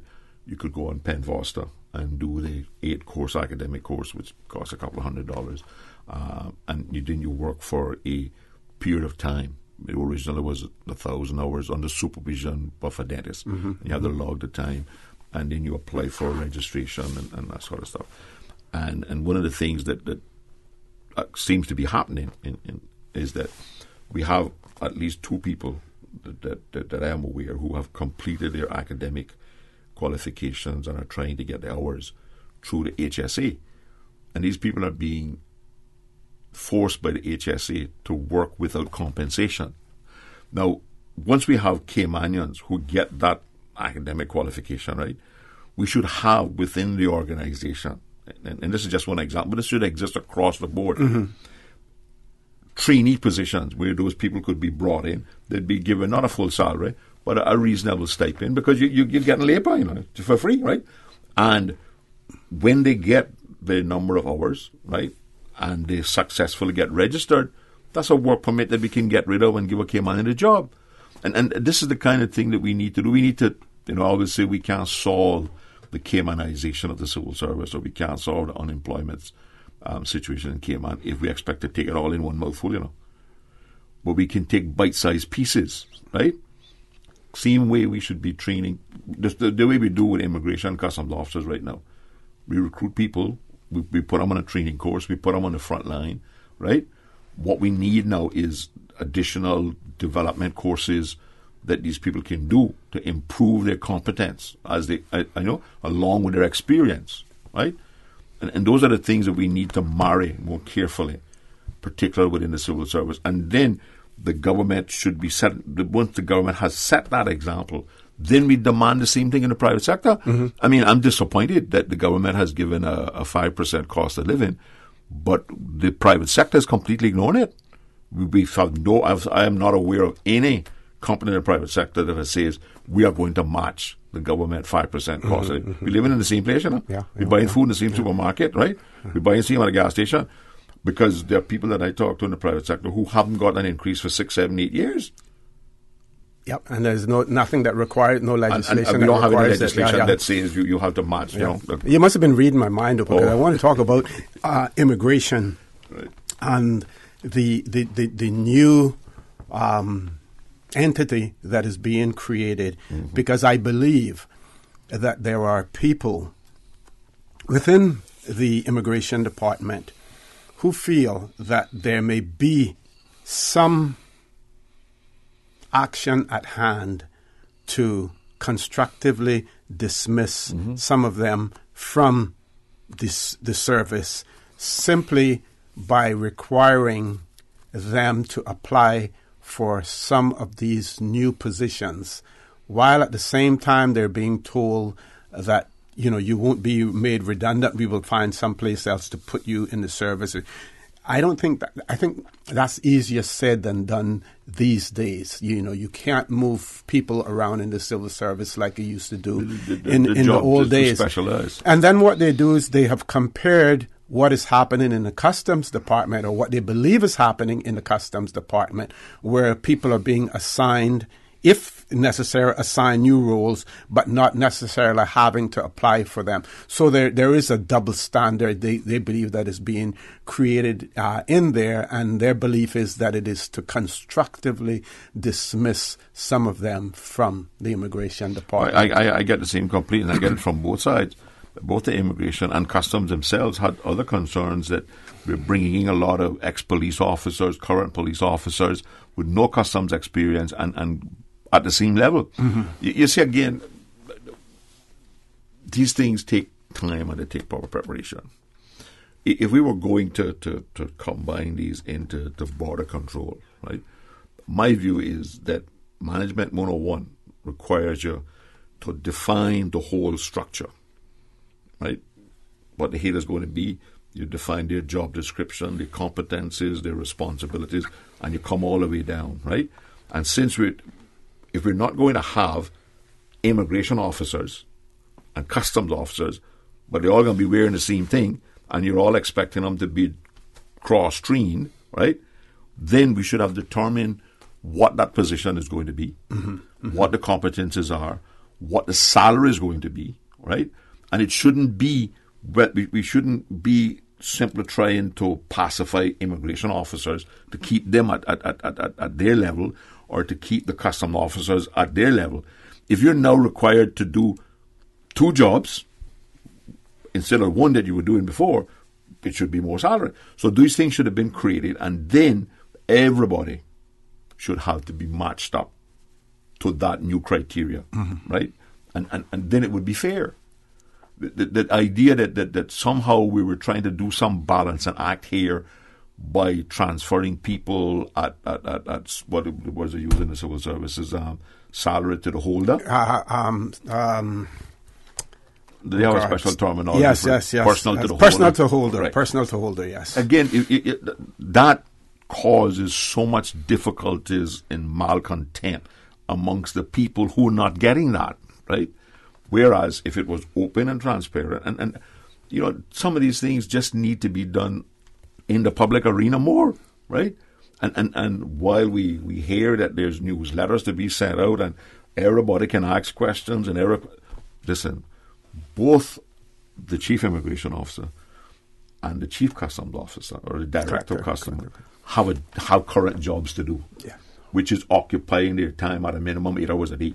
Otherwise, they shouldn't be there, right? To expect those 2 officers to somehow find the necessary couple of hours per day that is necessary to develop this new organization to do it is asking a lot. And again, remember that although they often work in the same building up at the airport, until this time they've been 2 completely different roles, right? And to now say, well, I the question I have asked is, what's the problem that we're trying to fix? Because, again, I speak subject to correction, but I think the UK government went down this road a couple of years ago and abandoned it because it wasn't working, right? And it is not always good to look for big, highfalutin titles and say, well, this will solve our problem. Like I say, I one of my favorite subjects in university at postgraduate level was problem solving. And the first thing we got to do before we solve a problem is we got to identify what a problem is. What a problem is, yeah. Well, like the port, the billing payers is not addressing the problem. I would just simply say to the powers that be that if you haven't already done so, it is important to give those persons who feel that their livelihood, that their job, their employment may be threatened as a result of these changes, to give them the necessary assurances that won't take place if it has already been done.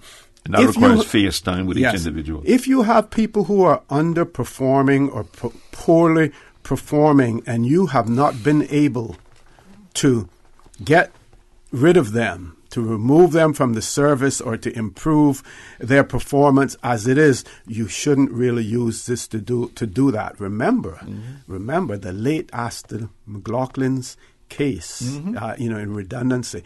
Government paid dearly for it. That is a precedent-setting case, and Dr. McFeel will tell you that. That is a precedent-setting case, so they have to be extremely careful.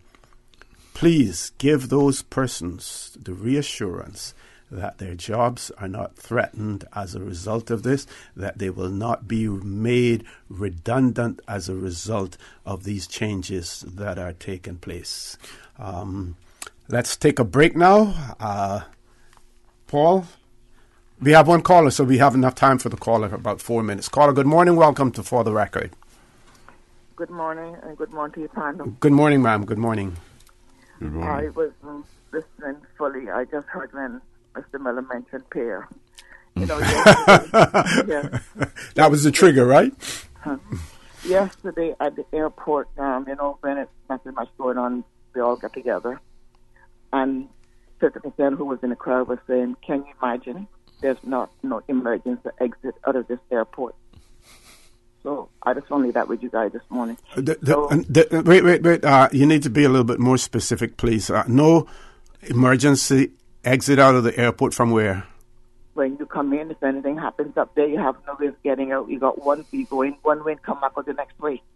Right now, where they got this horseshoe for the taxi drivers down by where they had the tank, we got a road down there, and then there's a road that you can come back out. So you're talking about for vehicles?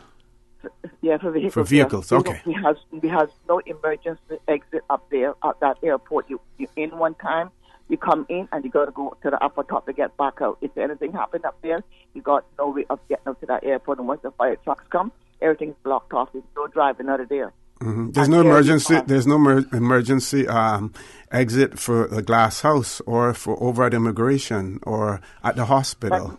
But Mr. O.C., look at how close they are to the road. Where's the airport? In off the main road, sweetheart.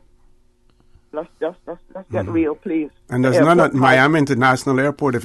No, caller. I think sometimes we're nitpicking a little bit too much. There are caller. Just a minute, caller. There are experts in the design of airports and these facilities.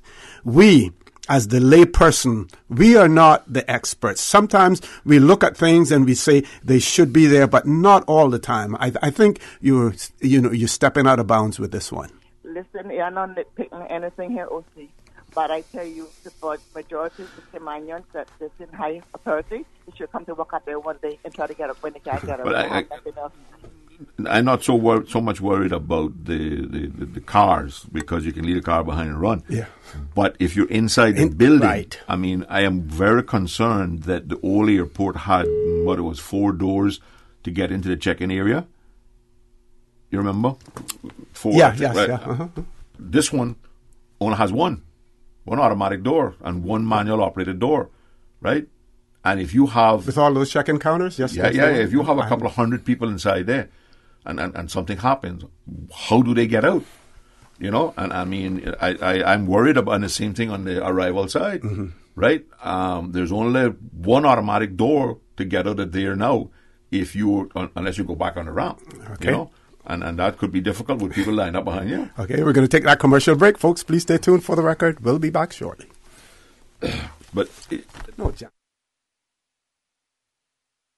At Seaboard Marine, customers often ask us questions about their shipments. Can you explain what a less than container load is for shipment and what your minimum charge is? Sure. A less than container load, or LCL, is any overseas shipment that does not require the full space of a container. At Seaboard, we have great rates for small packages. Just let us know the dimensions of your package and we'll help you out from there. Shipping shore to shore, Seaboard. A trip to New York City is the experience of a lifetime. Starting this December, Cayman Airways will be offering daily non-stop flights from Grand Cayman to New York City. That's right, Cayman Airways is going daily to New York City starting this December. Stroll through Central Park or take in the bright lights of Times Square, enjoy a Broadway show or visit museums, the Empire State Building, and so much more. Whether you're visiting for business or pleasure, you'll fall in love with New York City. And daily non-stop flights from Grand Cayman aboard Cayman Airways starting this December. For details and to book, call Cayman Airways reservations at 949-2311. Contact a travel agent or visit CaymanAirways.com. Cruise tourism is a vital part of Cayman's economy.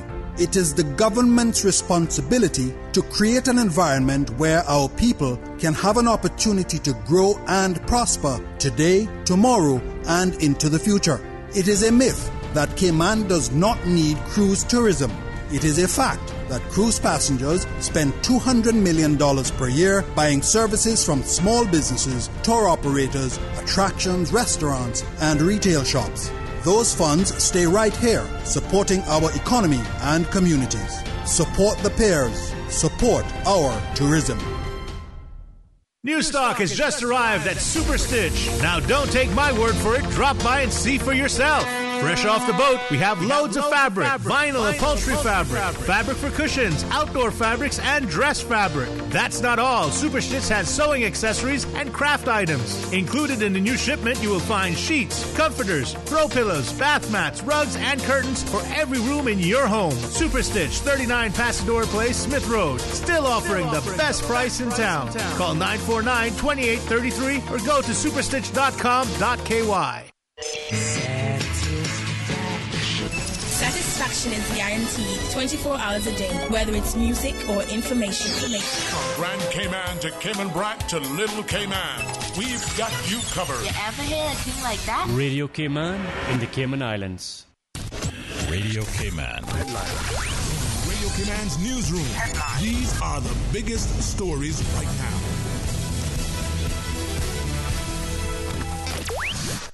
Government has published the Gambling Amendment Bill 2018 for debate at the next meeting of the Legislative Assembly. The proposed legislation seeks to increase the penalties for engaging in acts of illegal gambling to serve as a greater deterrent, with stiffer punishment proposed for those perpetrating illegal gambling than for individual participants. According to government officials, the penalties for gambling haven't undergone a revision since the first enactment of the gambling law in 1964. In news elsewhere, a law enforcement official says a package addressed to former Vice President Joe Biden appears similar to packages containing bombs sent to prominent Democrats and has been intercepted at a Delaware mail facility. The official wasn't authorized to discuss an ongoing investigation publicly and spoke to the Associated Press on Thursday on the condition of anonymity. The FBI confirms there is law enforcement activity at the U.S. mail facility in Newcastle, Delaware. It says federal agents and Newcastle County Police are responding to the facility. The nation's largest provider of shelters for immigrant children has surrendered 2 of its licenses in Arizona following a state investigation that found the organization didn't have fingerprint records for some employees. In an agreement announced Wednesday, Southwest Key surrendered its licenses for shelters in Phoenix and Youngtown and will pay a $73,000 fine. The Texas-based organization has 13 licenses to operate shelters in Arizona. Southwest Key also will be stopping admitting new immigrant children in its Arizona facilities unless the health department approves them. The investigation by the Arizona Department of Health began this summer when several reports of abuse at shelters in the state became public. Those are your latest updates here on Radio Cayman. I'm Shanda Gallego. Radio Cayman, the voice of the Cayman Islands. What's happening in your community? News and information, music and more. You can find us. www.radiocayman.gov.ky. Like us on Facebook and follow us on Twitter. Radio Cayman is your choice, your voice for today's biggest news. Radio Cayman.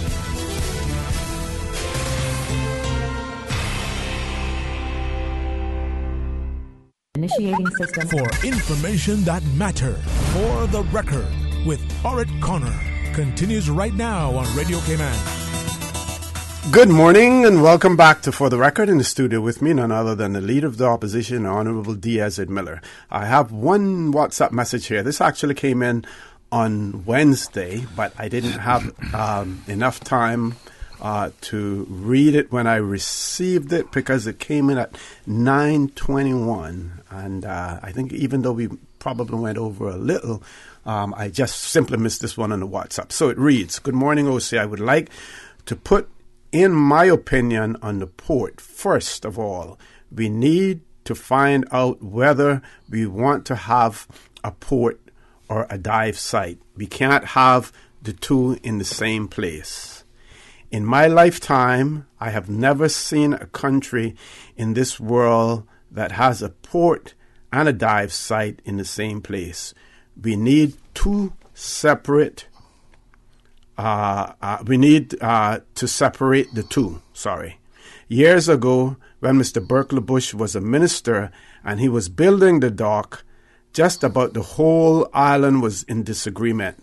Now, years later, do we have anyone complaining about the dock? And isn't it working?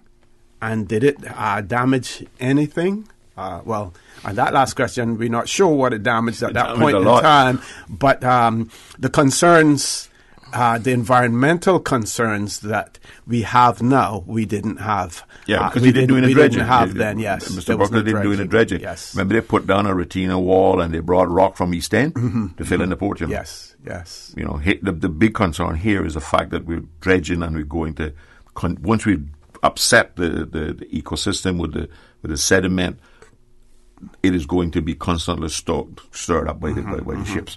And, but again, to the caller point, Cayman has proved that it is possible to have a port and a dive site in the same site. You know, we've demonstrated that over the last 40 years, right?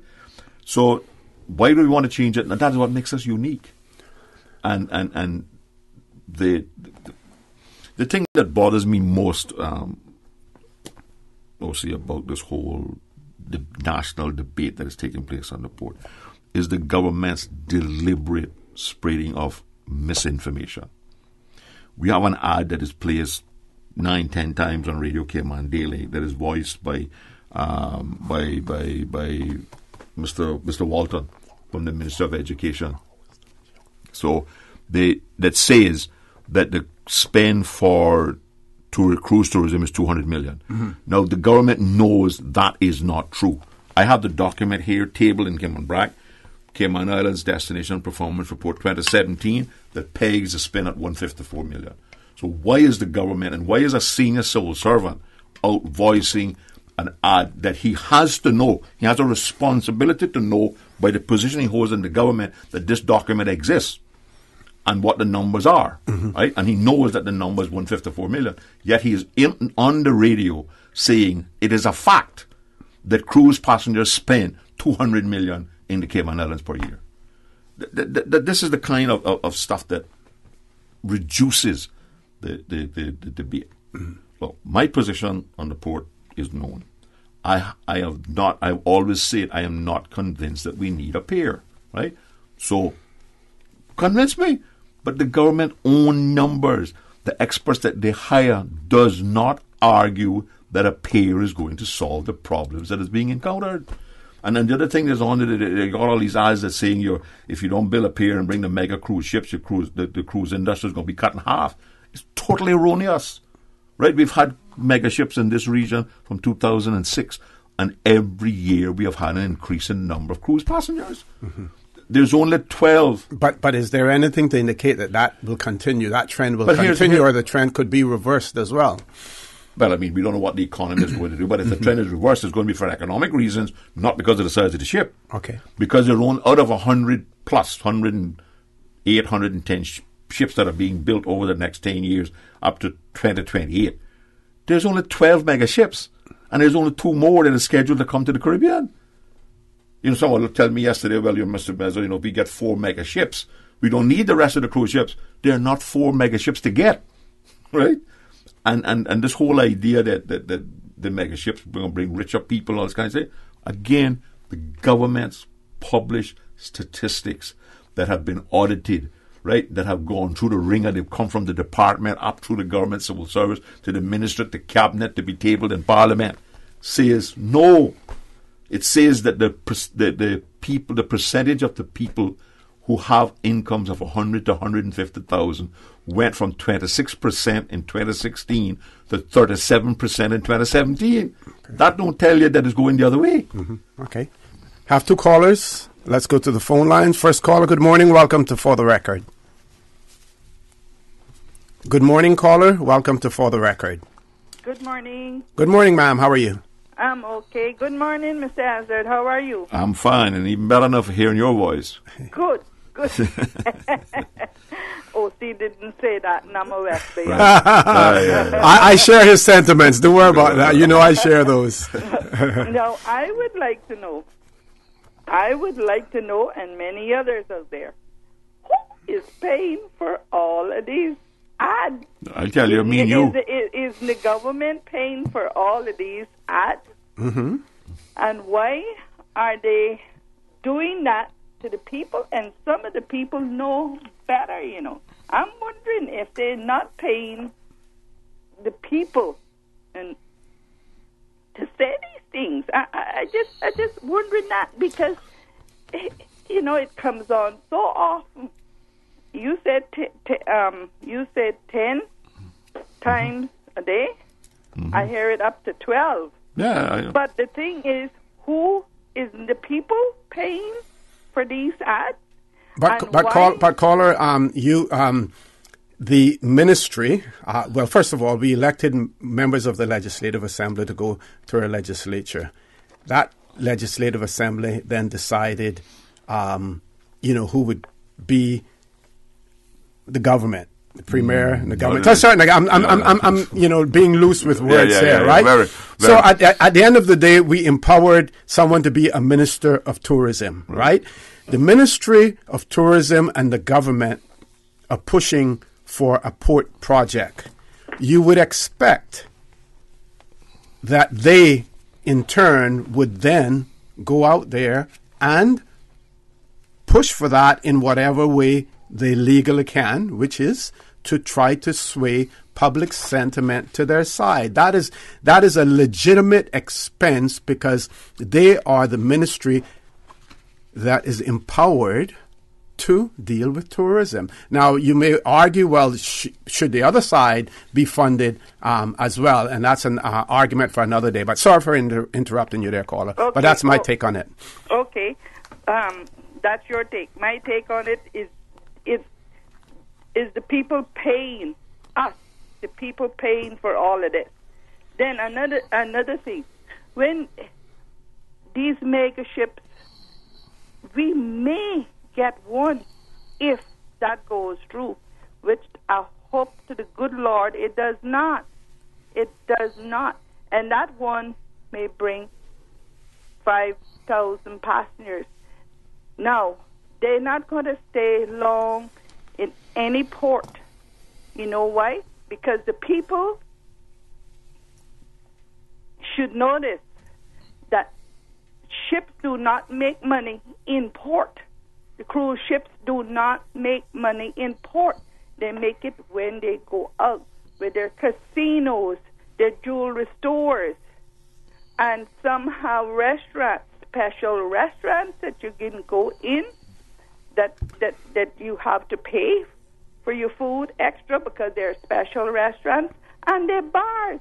So why is the ministry, why is government trying to fool our people up with baloney, and a not good baloney either that we used to get years ago? It's baloney.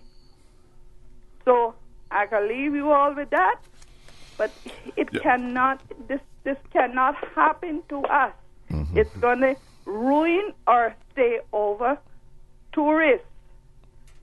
It's going to ruin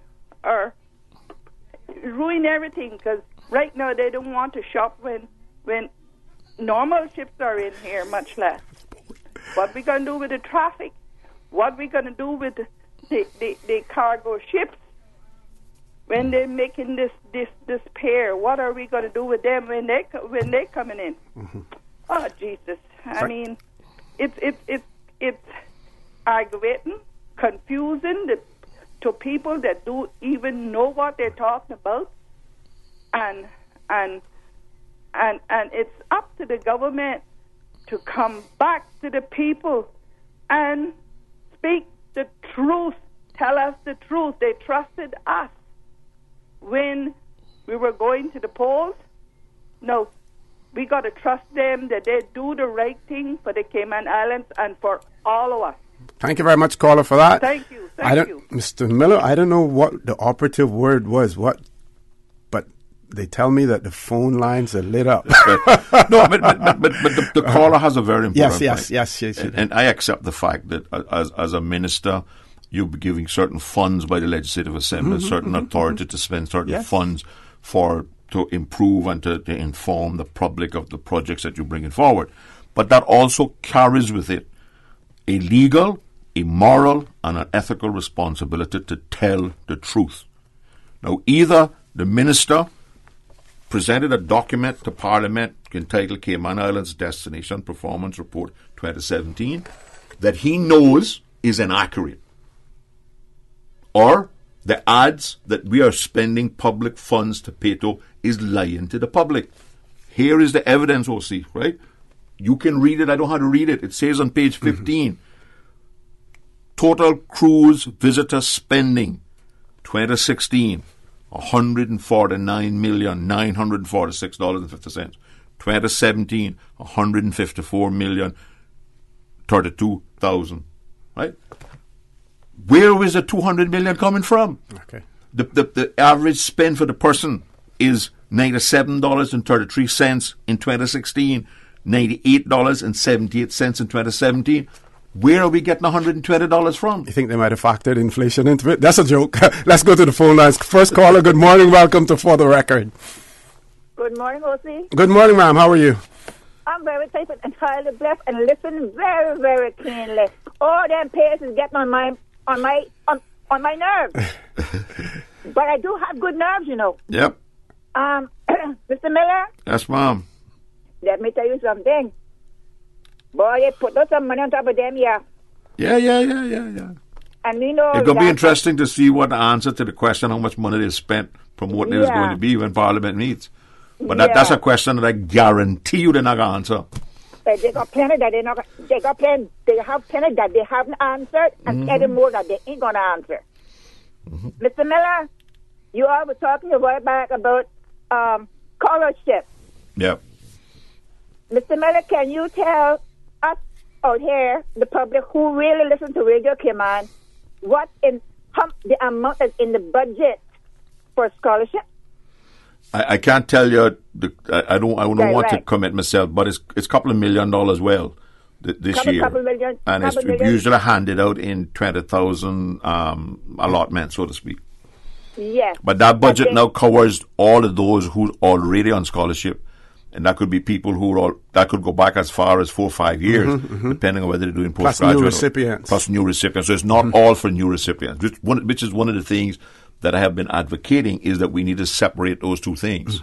Yes, sir. That is the point that I was going to get to. It needs to be separated. And then for the door that is becoming the new ones now, why not tell them when they get in this scholarship that they have to have this extra funds?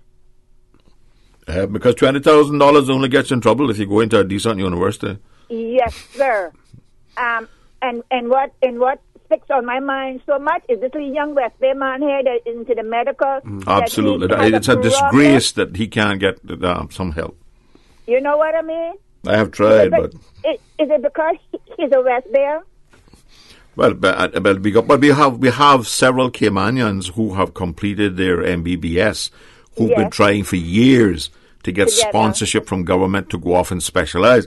What does the HSA do? Instead of spending a couple of $100,000 to qualify these people up to board certification and specialization, we go and buy apartments to put locums in to bring them in for $800,000.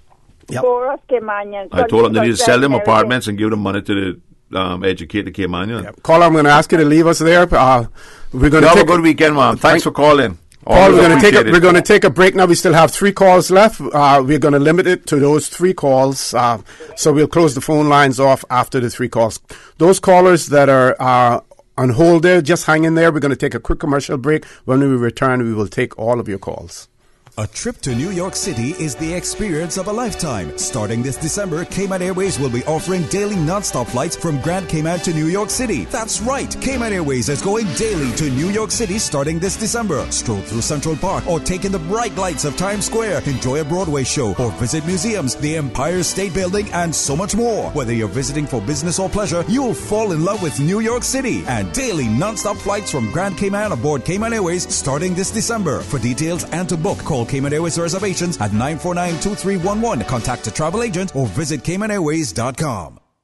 You remember the sale at Vamp Motors? Yeah, the Your Sale, Your Choice. The one where you can get cash back or can put the savings to extend the warranty or upgrade features? Yes, it's still going on. But now you can get $8,000 off a new Ford Ranger truck. $8,000, you know? You for real? Come see for yourself while they still have so much to choose from now through October. Save big during Your Sale, Your Choice at Vamp Motors. With almost every vehicle on sale, you decide whether to get your dream ride at its lowest price. Take cash back. Add years to the warranty or service plan. Choose an add-on or mix your options. Your sale, your choice. Because you know what you need, and Vant Motors will help you drive it home. Vant Motors on Walker's Road.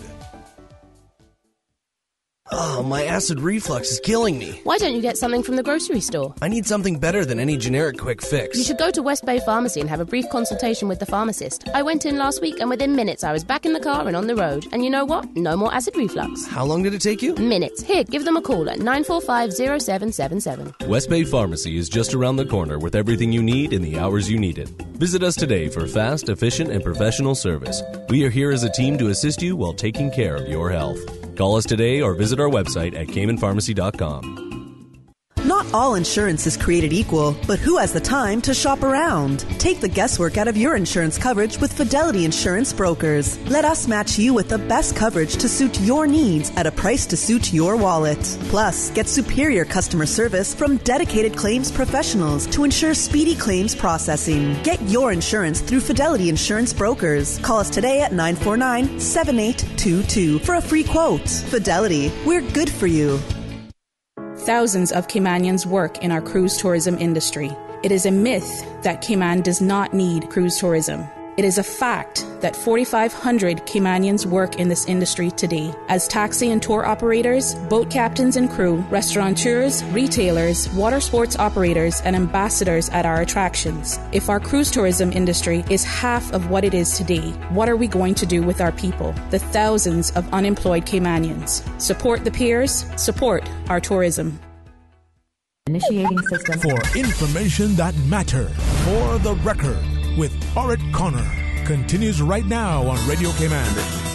Good morning and welcome back to For the Record. We're on the last leg of the show, but before we go to the caller, Mr. Miller wants to make I need to make a sincere apology to Mr. Joel Walton. I think I may have inadvertently said that it was Mr. Joel Walton who was voicing the commercial fitting. It is actually Joel Francis from the Minister of Education. So I want to apologize to Mr. Walton, and we'll make it up when we meet at our favorite place. And we won't tell anyone where that is. No.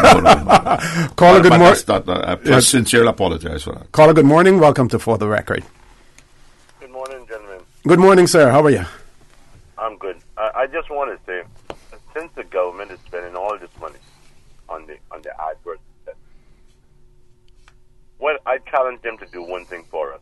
For us, the local, uneducated public of this stock. Publish the EIA study that was done, make it public, and also I think there was a study done by Ernst & Young, if I'm correct. KPMG, I think it was done their business case. KPMG. Publish that to us, because, gentlemen, you all would agree. If you're going to look for a job tomorrow morning, you're going to take all your credentials with you. Mm-hmm. You're not going to leave them home. Mm-hmm. You're taking them with you because you want to get that job. So that should be the same thing the government is doing. They should be leaving no information off the table. This will be putting it all there and convincing us, instead of telling us, oh, we need a doc, we need this, we need that. Let's just publish this stuff that we, the people who are uneducated about this project, will educate ourselves, and if then we can show support behind it. But you got to give us something more than what you're giving us. You're hiding. So come out and tell us the truth, and then perhaps the picture might change. Thank you, gentlemen. Thank you very much, caller. Next caller, good morning. Welcome to For the Record. Good morning, OC. Good morning, Mr. Ezra. Good morning, sir. Morning, sir. The doc. The magic word these days. Yeah, I tell you. You know, Berkeley Bush got beat up on it.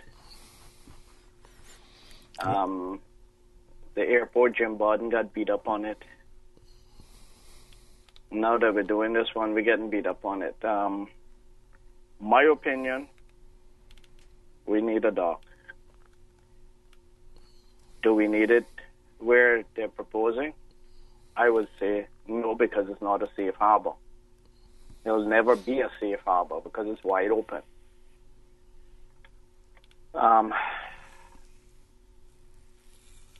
We don't know whether it's going to destroy anything in the future.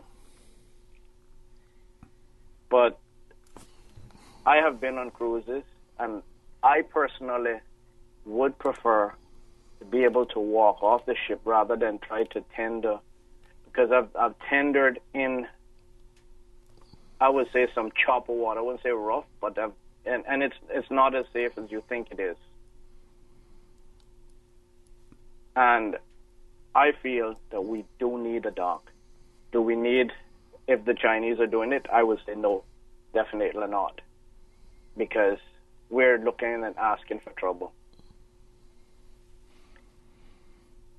On the airport, I won't get too much on that, but I feel that there could have been more doors placed leaving, you would say, the terminal than there is there, because you're building a big structure now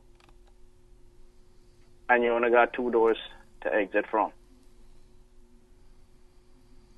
You got two doors to enter, 2 doors to exit. When it was 1/3 the size, you had how many? 4, 5, 6 to enter and exit. I mean, there was only 1 to exit from at that point. But come on, man. 3 times the size, and you're going to downsize the amount of entrances and exits. That don't make sense. Yep. So, but yeah, we do need a dock. Okay. Caller, I want to thank you very much for that. Point well taken. But I just want to make a few comments. The only criticism when Mr. Bush built the dock, was location. It wasn't a lot of criticism on the methodology being used. What people are most concerned about the location here, and the need for it, whether or not we needed it at that point in time. But even that, I don't believe was seriously contended. The mariners were calling the same thing at that time, for if we were going to spend money to build a dock, that it should have been built in Raid Bay, and it would have been an inside area where they had property. We put ashore that if you dredge Georgetown Harbour, there's going to be some destruction while it's going on, and in the future, every time a cruise ship comes in and stirs up the silt, right? And I searched the internet for instances of complaints about the tender, over 3,000 complaints in the cruise industry. I didn't find a single complaint about tendering in Cayman. I found lots of complaints about tendering in Belize, mostly because of the length of the trip and the kind of weather that you had to go through, right? Didn't find that in Cayman. Evidence that I have been presented to me suggests that the tendering companies moved 1.5 million passengers. And if you count coming and going, that's 3 million passengers. And they only had 18 incidents and only 1 required to go to the hospital for any kind of treatment. That's what the records show. For Cayman? For Cayman. Because I recall one serious one when it was rough that the person fell between the dock and that's probably the one that went to the hospital. Went to the hospital and... Well, this evidence is... They may have went further than the hospital. Last year. I talk about last year. Yeah. The numbers, right, for 2017. Okay. Right? Was 1.5 million passengers, and they moved them twice, Okay. So let's take that last caller. Caller, good morning. Welcome to For the Record. Good morning to you, sir, and good morning to Mr. Miller. Good morning, Ronnie. Listen, we won't. Your time is almost up, and I won't hold you long. But Mr. Miller, it's good to talk to you. Yes, ma'am. Regarding the birthing facility, I do know that on a number. I've never gone on a cruise which had a stopover at Cayman, but I have heard a number of people. In fact, 2 business people who, in my conversation with them, did say that Cayman was losing a lot of the cruise tourists because many of them were either older people or people who were using canes or walkers, and they were not or were not interested, or either were not able to do the trip ashore on the tender. So, having said that, this 2 of them said to me, this was a husband and wife together. She said, from what we noticed, we figured there were at least 40% of the individuals who were on that ship, the cruise that we were on that stopped in Cayman. They were Caymanians, actually. They said it was at least 40%, and most of those were in the category of senior citizens or people who were incapacitated and could not take the tender. They also told me that there were a number of people who did not seem very happy about the tendering experience, but she did admit the wife did that day it was a bit choppy. However, having said that, do we need a cruise port or a birthing facility, or do we not? Is it necessary to do it now? Do we do it 10 years from now, 20 years from now? I have a feeling that we need it. I don't know when we want to actually, commence the construction of such a facility, but it will be needed. Obviously, the 5 or 6 condominium complexes on 7 Mile Beach were not enough. We found more, there was a need for them, and obviously that need continues. I have a feeling that the same may be true of the cruise tourism. As we all are aware, the Cayman Bay development has taken a lot of our spillover tourist dollar right in that area. So it means that we need to think of the multiplied millions of dollars that have already been invested in businesses in Georgetown. And while that may not be the overriding factor, it still should be something that we consider.